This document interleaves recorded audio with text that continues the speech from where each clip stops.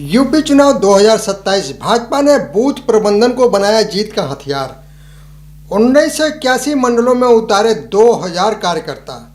Mission 2027 को भेदने के लिए बूथ कमेटियों के सत्यापन, सामाजिक समीकरण और जीत हार के कारकों पर 15 दिन में रिपोर्ट बनाने के लिए 2000 अनुभवी कार्यकर्ताओं को मैदान में उतारा गया है। उन्हें हर मंडल में 10 दिन रहते हुए चुनावी धड़कन पकड़ना होगा। नमस्कार, मैं आर्यन सिंह, आप देख रहे हैं न्यूज डंका। न्यूज डंका में आपका स्वागत है।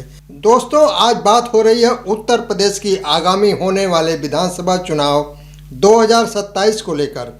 जी हाँ, बंगाल, असम, पुडुचेरी में प्रचंड जीत के बाद यूपी का चुनावी पारा चढ़ गया है। आत्मविश्वास की लहर पर सवार भाजपा ने प्रदेश पर पूरा फोकस कर दिया है। यूपी चुनाव 2027 भाजपा ने बूथ प्रबंधन को बनाया जीत का हथियार। 1981 मंडलों में उतारे 2000 कार्यकर्ता। पश्चिम बंगाल विधानसभा में जिस तरह जमीनी स्तर पर काम करने से भाजपा ने जीत दर्ज की है, उसी तरह बसपा ने उत्तर प्रदेश के विधानसभा चुनाव के लिए बूथ स्तर पर काम शुरू कर दिया है। हर विधानसभा में सेक्टर स्तर पर हर रोज 2 बैठकें आयोजित की जा रही हैं। बसपा में युवाओं की भागीदारी बढ़ाने के लिए स्थानीय स्तर से राष्ट्रीय समन्वयक आकाश आनंद की सभा आयोजित करने की मांग की गई है।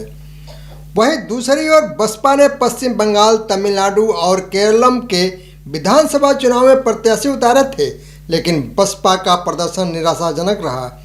ऐसे में अब विधानसभा चुनाव 2027 के लिए बसपा ने तैयारी शुरू कर दी है। स्थानीय पदाधिकारियों को बूथ स्तर पर पार्टी को मजबूत करने की जिम्मेदारी दी गई है। बसपा ने 2007 और 2012 में 9 में से 6 विधानसभा सीटों पर जीत दर्ज की थी, मगर इसके बाद बसपा का खाता नहीं खुला। दोस्तों, पश्चिम बंगाल में भाजपा की जीत के पीछे बूथ स्तर पर किए गए कार्य को माना जा रहा है। ऐसे में बसपा ने भी उत्तर प्रदेश के विधानसभा चुनाव के लिए बूथ स्तर पर पार्टी को मजबूत करने का लक्ष्य दिया गया है। हर विधानसभा क्षेत्र में बसपा के 40 से 42 सेक्टर, इन सेक्टरों में हर रोज 2 बैठकें आयोजित की जा रही हैं और पार्टी को बूथ स्तर पर मजबूत करने और बसपा सरकार के दौरान किए गए कार्यों को पार्टी के समर्थकों तक पहुंचाने की रणनीति बनाई जा रही है। बसपा जिला अध्यक्ष मनीष कमल ने बताया कि विधानसभा चुनाव की तैयारी में कार्यकर्ता जुट गए हैं। सेक्टर स्तर पर हर रोज 2 बैठकें की जा रही हैं। राष्ट्रीय समन्वयक आकाश आनंद की सभा आयोजित करने की मांग की गई है। विधानसभा चुनाव में बसपा ब्राह्मण कार्ड खेलने जा रही है। 9 सीटों में से 4 सीटों पर ब्राह्मण प्रत्याशी उतारे जा सकते हैं। बसपा पदाधिकारी हर विधानसभा से 2 से 3 मजबूत ब्राह्मण दावेदारों की सूची तैयार कर रहे हैं। पूर्व में पार्टी में रहे नेताओं से भी संपर्क किया जा रहा है। दोस्तों, यूपी 2027 सिर्फ सत्ता परिवर्तन की लड़ाई नहीं होगा, यह भारत की भविष्य की राजनीति तय करेगा। भाजपा बूथ को युद्ध क्षेत्र बना चुकी है। सपा सामाजिक समीकरणों को फिर से गढ़ रही है। बसपा खामोशी से अपना कैडर जगा रही है। कांग्रेस अपनी प्रासंगिकता बचाने की कोशिश कर रही है, लेकिन आखिर में जीत उसी की होगी जो मतदाता को बूथ तक लाएगा, क्योंकि भारतीय लोकतंत्र में आखिरी लड़ाई टीवी स्टूडियो में नहीं, बल्कि बूथ नंबर, गांव के प्राथमिक विद्यालय, कस्बे के इंटर कॉलेज और शहर की सकरी गली में लड़ी जाती है। और 2027 में उत्तर प्रदेश फिर तय करेगा कि दिल्ली की सत्ता का रास्ता किस ओर जाएगा। यूपी चुनाव 2027 भाजपा ने बूथ प्रबंधन को बनाया जीत का ब्रह्मास्त्र। क्या 1981 मंडलों में उतरे 2000 कार्यकर्ता बदल देंगे उत्तर प्रदेश की सत्ता का भविष्य? दोस्तों, उत्तर प्रदेश भारत की राजनीति का वह रण क्षेत्र है जहां सिर्फ चुनाव नहीं होते, बल्कि देश की सत्ता की दिशा तय होती है। दिल्ली की गद्दी का रास्ता लखनऊ से होकर जाता है और यही वजह है कि 2027 का उत्तर प्रदेश विधानसभा चुनाव अब सिर्फ एक राज्य का चुनाव नहीं रह गया है, यह भारतीय राजनीति का सबसे बड़ा महासंग्राम बनने जा रहा है। पश्चिम बंगाल, असम, पुडुचेरी में जीत के बाद भारतीय जनता पार्टी का आत्मविश्वास 7वें आसमान पर है। भाजपा को लगने लगा कि अगर बूथ संभल गया तो यूपी भी संभल जाएगा, और शायद इसी सोच के साथ पार्टी ने चुनावी मशीनरी का सबसे खतरनाक पहिया फिर घुमा दिया है, बूथ प्रबंधन। 1981 मंडलों में 2000 अनुभवी कार्यकर्ता उतारे जा चुके हैं। उन्हें सिर्फ रिपोर्ट नहीं बनानी है, उन्हें उत्तर प्रदेश की चुनावी नब्ज पकड़नी है। कौन नाराज है, कौन साथ है, कौन जाति समीकरण बदल सकता है, किस बूथ पर भाजपा कमजोर है, कौन सा शक्ति केंद्र सिर्फ कागजों पर है। हर सवाल का जवाब खोजा जा रहा है, लेकिन बड़ा सवाल ये है, क्या भाजपा फिर वही 2014 वाला चुनावी चक्रव्यूह तैयार कर रही है? क्या अमित शाह मॉडल की वापसी हो रही है? क्या योगी और संगठन मिलकर विपक्ष को बूथ स्तर पर घेरने की तैयारी में है? और सबसे अहम, क्या बसपा का ब्राह्मण कार्ड और सेक्टर स्तर की बैठकों का प्रयोग भाजपा के इस बूथ मॉडल को चुनौती दे पाएगा? आज का यह विश्लेषण सिर्फ राजनीतिक चर्चा नहीं है, यह उत्तर प्रदेश की सत्ता की उस लड़ाई का एक्सरे है जहां हर बूथ का एक किला, हर जाति का एक समीकरण और हर कार्यकर्ता एक सैनिक। भाजपा को अचानक बूथ प्रबंधन की याद क्यों आई? राजनीति में कोई भी कदम अचानक नहीं उठाया जाता। हर रणनीति के पीछे डर, संभावना और भविष्य की गणित छिपा होता है। भाजपा आज सत्ता में है, केंद्र में है, राज्य में है, लेकिन इसके बावजूद पार्टी बूथ प्रबंधन को लेकर इतनी बेचैन क्यों है? इसका जवाब 2024 के लोकसभा चुनाव और उसके बाद के राजनीतिक संकेतों में छिपा है। भाजपा ने महसूस किया है कि सिर्फ मोदी फैक्टर अपर्याप्त नहीं है, योगी फैक्टर भी हर सीट पर जीत की गारंटी नहीं दे सकता। कई जगह संगठन कमजोर पड़ा, कई बूथों पर कार्यकर्ता निष्क्रिय मिले, कुछ स्थानों पर जाति समीकरण भाजपा के खिलाफ गए और सबसे बड़ा झटका था कागजी बूथ कमेटियां। रिपोर्टों में सब कुछ मजबूत दिखाई देता है, लेकिन जमीन पर कई बूथ अध्यक्ष मौजूद ही नहीं थे। कई शक्ति केंद्र सिर्फ नाम के थे, यानी चुनावी किला बाहर से मजबूत दिख रहा था, लेकिन भीतर दीमक लग चुका था। भाजपा जानती है कि यूपी जैसे विशाल राज्य में सिर्फ बड़े भाषण चुनाव नहीं जिताते, चुनाव जिताता है वोटर को बूथ तक लाने वाला कार्यकर्ता। यही कारण है कि पार्टी अब बूथ स्तर पर रीसेट मोड में चली गई है। तो क्या अमित शाह मॉडल की वापसी होगी? वर्ष 2014 का लोकसभा चुनाव याद कीजिए, जब अमित शाह उत्तर प्रदेश के प्रभारी बने थे, तब भाजपा सिर्फ पार्टी नहीं रही, वह चुनावी मशीन में बदल गई थी। हर बूथ पर जाति डेटा, हर गांव में कार्यकर्ता, हर मतदान केंद्र पर माइक्रो मैनेजमेंट। अमित शाह ने पहली बार यूपी में चुनाव को डेटा और बूथ के विज्ञान में बदल दिया। उस समय भाजपा ने समझ लिया था कि अगर बूथ जीत लिया तो चुनाव जीत लिया। वर्ष 2017 विधानसभा चुनाव में इसी मॉडल ने भाजपा को प्रचंड बहुमत दिलाई। वर्ष 2019 लोकसभा चुनाव में भी यही रणनीति अपनाई गई। वर्ष 2022 में भी भाजपा सत्ता में लौट आई, लेकिन समय के साथ संगठन में ढीलापन आया। कई बूथ कमेटियां सिर्फ कागजों पर रह गई, स्थानीय नेताओं ने फर्जी रिपोर्ट भेजे और यहीं से भाजपा के भीतर चिंता शुरू हुई। वर्ष 2027 से पहले भाजपा फिर उसी अमित शाह मॉडल को एक नए रूप में लागू करना चाहती है, लेकिन फर्क ये है कि इस बार मुकाबला सिर्फ विपक्ष से नहीं है, बल्कि सत्ता विरोधी लहर, बेरोजगारी, महंगाई और जातीय ध्रुवीकरण से भी है। 1981 मंडलों में 2000 कार्यकर्ता, आखिर मिशन क्या है? अब जरा इस पूरी रणनीति की गहराई समझिए। भाजपा ने 98 संगठनात्मक जिलों के 1981 मंडलों में 2000 अनुभवी कार्यकर्ता भेजे हैं। इनका काम सिर्फ मीटिंग करना नहीं है, इनका काम राजनीतिक इंटेलिजेंस जुटाना। उन्हें 10 दिन तक हर मंडल में रहना होगा।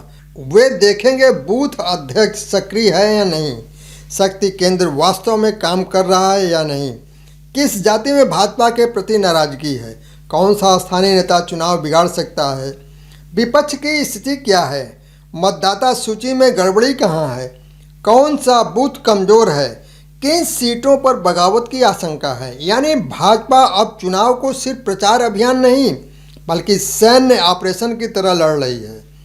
यह वही मॉडल है जिसे कॉरपोरेट भाषा में ग्राउंड ऑडिट कहा जाता है। बूथ राजनीति का असली मतलब क्या है? दोस्तों, आम जनता को अक्सर लगता है कि चुनाव बड़े नेताओं से जीते जाते हैं, लेकिन असली चुनाव बूथ पर होता है। मान लीजिए किसी विधानसभा में 400 बूथ हैं। अगर किसी पार्टी ने सिर्फ 50 वोट प्रति बूथ का अंतर बना लिया तो वह आराम से सीट जीत सकती है। यानी चुनाव का गणित टीवी डिबेट तय नहीं करती, बल्कि बूथ एजेंट तय करता है। कौन वोट डालने आया, कौन नहीं आया, किस जाति का मतदान कम हुआ, किस गांव में माहौल बदला। यही वजह है कि भाजपा बूथ प्रबंधन को चुनावी हथियार मानती है। भाजपा की सबसे बड़ी ताकत कैडर बनाम करिश्मा। भाजपा सिर्फ मोदी या योगी के भाषणों से मजबूत नहीं है, उसकी सबसे बड़ी ताकत उसका कैडर है। आरएसएस से लेकर बूथ कार्यकर्ता तक एक लंबी संगठनात्मक श्रृंखला है। जब चुनाव आता है तो यही नेटवर्क घर घर पहुंचता है। यही कारण है कि भाजपा का वोट प्रतिशत कई बार विरोधी लहर में भी स्थिर रहता है।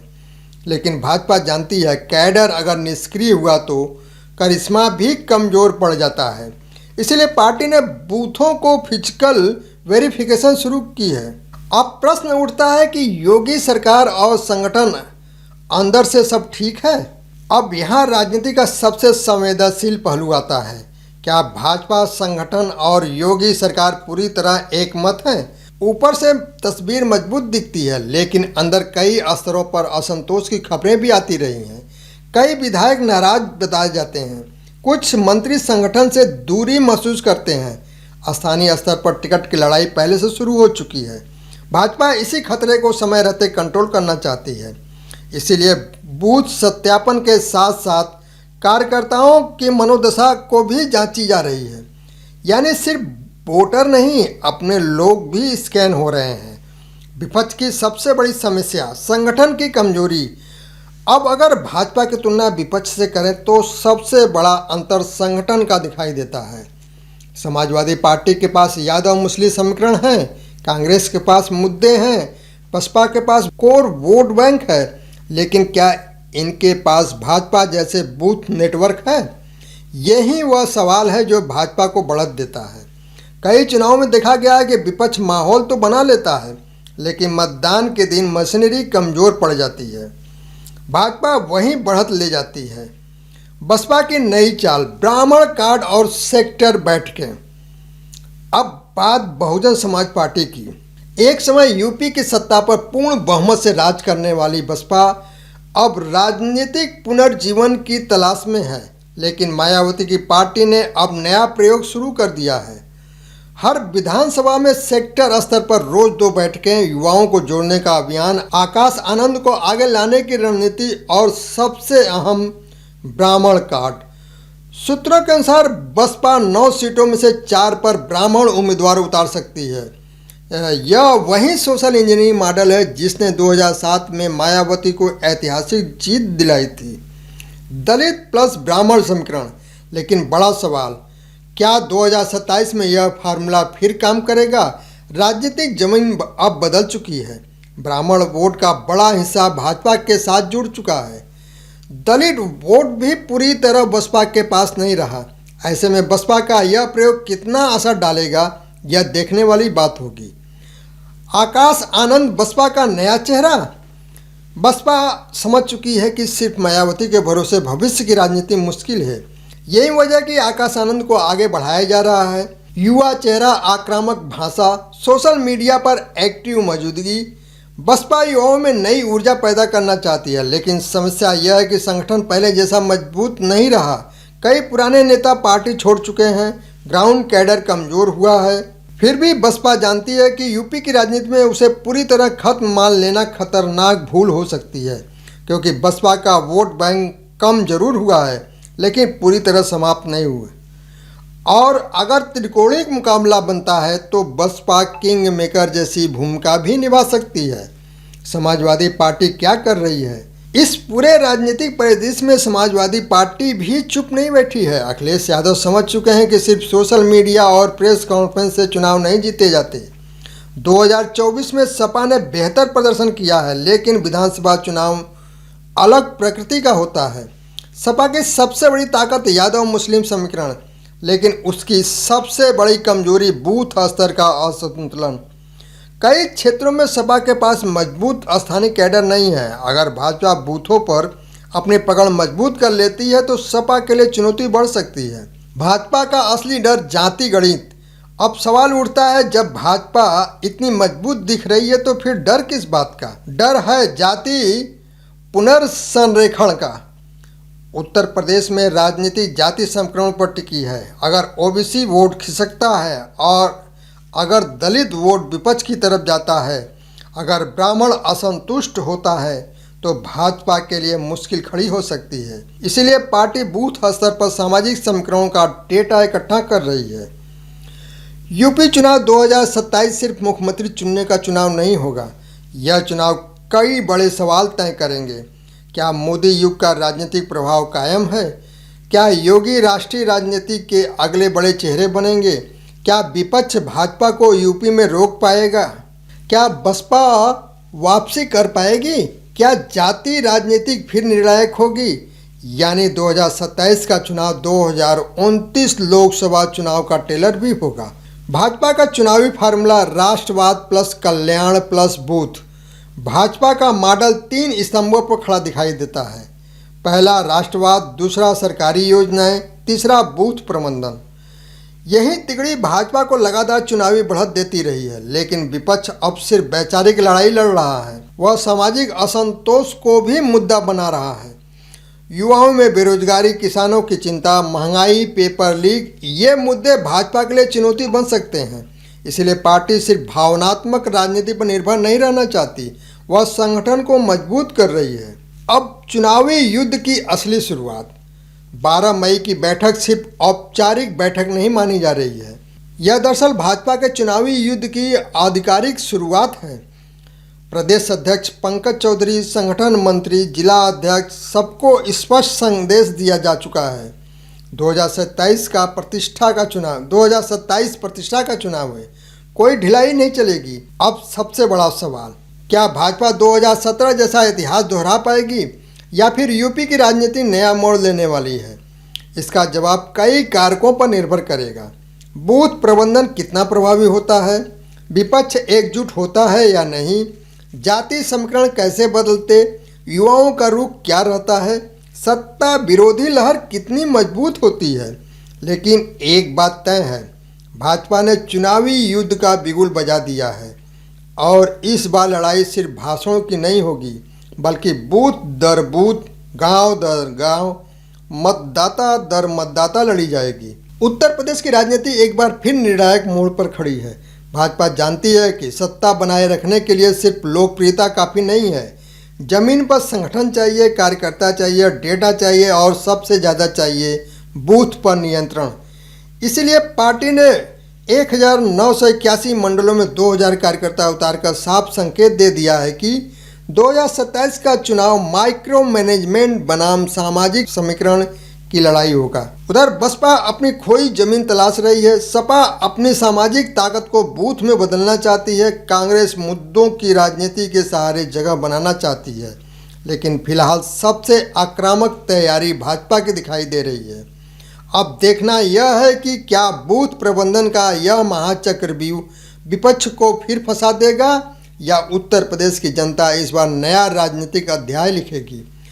क्योंकि यूपी सिर्फ एक राज्य नहीं, भारतीय राजनीति का दिल है और 2027 उस दिल की अगली धड़कन तय करेगा।